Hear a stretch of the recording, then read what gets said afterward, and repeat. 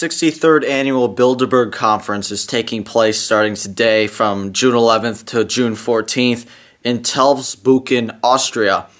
Now, with this video, one of several videos we're going to do this week, breaking down just why the history of Bilderberg and why it's so important for people to talk about this and why it's so important for people to know about who this group, how they operate, and why they operate in secrecy.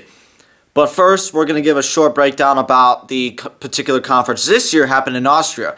Now, what the Bilderberg Group usually does is close off a giant hotel, wherever it is, either 5-star hotel or above, and shut it down, where they don't let anyone else in, and surround the place with security guards from that particular country, local police, federal police, all of these different police organizations. Now, what really struck to me was just the wide security grid, even wider than it usually is, depending on what particular country they're in. Usually, Bilderberg Group has a conference every 4 years in the United States, and then mostly overseas in foreign countries. This one is really different in particular because of this location where it is in Austria, near the Alps. It's basically in the middle of nowhere, a giant hotel in the middle of the woods. And it's completely surrounded where there's only a certain couple ways into the hotel. And then those sections are usually locked down by the security guards and the police that are there surrounding the area and setting up checkpoints, setting up all these kinds of different roadblocks and all these different things as an excuse to crack down on free speech, on also the journalists who are there, who are covering that needs to be covered, this event, this type of event. So again, shout out to all of the journalists, independent or otherwise, that are there covering this Bilderberg meeting in Austria this year. If you hear the mainstream media, like they always cover it, as they always cover it every single year. The Bilderbergers had their meeting. I don't really know much about these people. I really don't care. I know probably more about the Build-A-Bear people in the malls, and I know those people are brainwashing our kids with teddy bears. I don't know what kind of secret meetings they have to get our kids into the bear industry, but I don't like it. If the Bilderbergs are half as evil as the teddy bear people, look out. Anyway, thanks for the call, Mark, KFMB, San Diego. Next, Sean Hannity Show. How are you, Mark? Pretty good, but with all this economic crises going on and everybody looking for answers and blame, I was wondering if you could talk about the Bilderberg Group and the role that they play in the global economy and geopolitics. I have no idea what you're talking about. Let's go to Amy in Cincinnati, 55 KRC. What's up, Amy? Hey, Sean, how are you? Good, how are you? Great. I just wanted to let you know you're a great American. Thank you, you're a great American. Yeah, Sean Hannity's a great American, all right, keeping his audience in the dark about the Bilderberg Group for, the decade or so that he's been on the air. What an absolute gatekeeping scumbag he is. One of the top-rated, most listened-to talk show hosts in the country, on the radio, and of course seen on Fox News 5 days a week. Just doesn't know anything about the Bilderberg Group.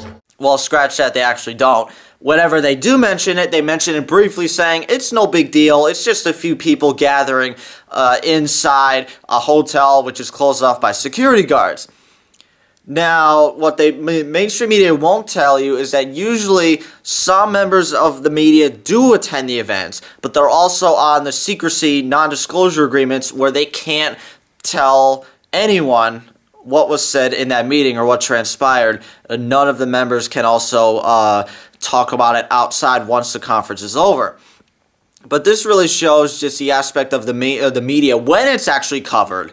When people force the issue to bring it out there to cover it, it's usually just to demonize everyone, saying it's a conspiracy theory. And it also went from earlier on saying this group doesn't even exist. They flat out denied it in the mainstream media, saying, how can 120 the most powerful people on the earth, from heads of state to bankers to politicians to industrialists, members of the military, royalty, all of these different people that you think would get all this attention, but of course it's not, because the media is in the back pocket of the establishment, of the political establishment, which really controls everything. and are really the power players involved. Because once you look past the people that are put in power, the politicians, for example, the 2016 elections or anything like that, and you really look behind the scenes to who's really in power, this is one of these groups. Only one of them. There's several other groups, but this is one of the 0.00001% of the real controllers of power in this country and around the world.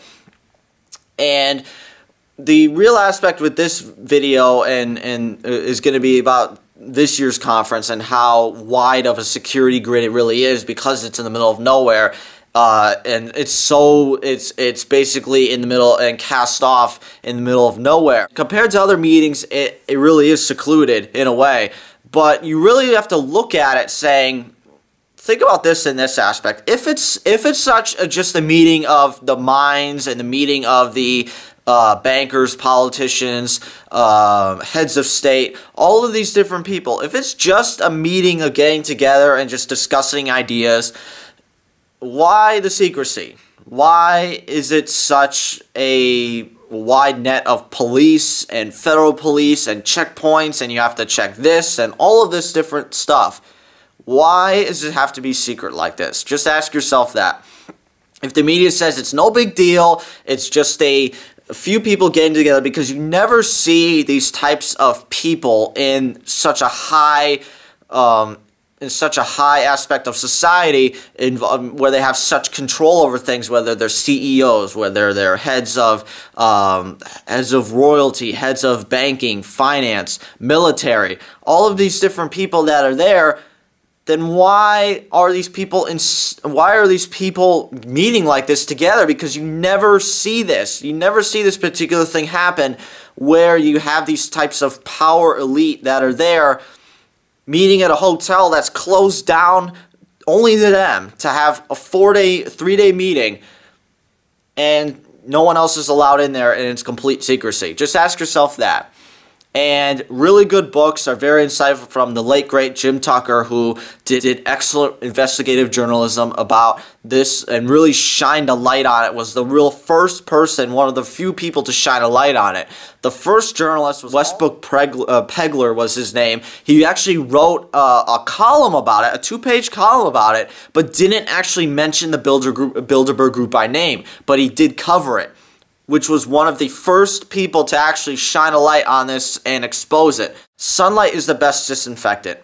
It really is, particularly with this group, to really show just how when you look past the established puppets, as they're called, I like to call them puppets in a way, where they're not the real controllers and the real people in power. They're just put there as a figurehead to get mad at and then switch someone else, which happens to be controlled by the same group of people that are meeting in the middle of nowhere in a hotel for 3 days, where it's locked down by security and it's completely a police state in that area, where you have a giant security grid where you could be sentenced to jail if you break that security grid, which is a huge wide net of security. So just ask yourself that. Why all the secrecy? Why the security if it's just a meeting of the minds, meeting people like this together? So the next couple of videos will be about the breaking down of the history of it, the books that really blew the Bilderberg Group wide open, and the other video, the other couple of videos would be why it's so important in the particular members that are there, whether it's Henry Kissinger, whether it's David Rockefeller, whether it's all of these same names that have been there since the founding of the group in 1954 in Oosterbeek, Holland, which the hotel name was Bilderberg, which got the name from that, and it's been the name ever since, no matter where they've gone to a hotel room, whether hotels they've occupied for a few days pretty much under armed security and armed guards. So again, just ask yourself the implications of this, the secrecy of it, and really it boils down to the aspects of if 100 of the most powerful celebrities or sports figures or public figures like this met, how would people react if they met like this? If people they worshipped and idolized as celebrities, as figureheads, as people in society, everyone holds up in such high regard. what would be the reaction then? Ask yourself and compare these two different aspects of it. Why the media would cover something like that. Why the media would be so curious about that, but not curious about the most powerful people who run corporations, who run heads of state, governments around the world. And there's complete, absolute silence on by the mainstream media's part. So again, check out the links in the description below. I'll have the links about these particular things that I mentioned in this video, and also the future videos, the couple videos which will be about the really breaking down the further history of past meetings and how the Bilderberg Group really implements policy before it even comes to pass in some areas of the world, particularly in governments with laws and legislation. Check out all the videos in the description below, and thanks everybody for watching. Don't forget to subscribe for more videos coming soon.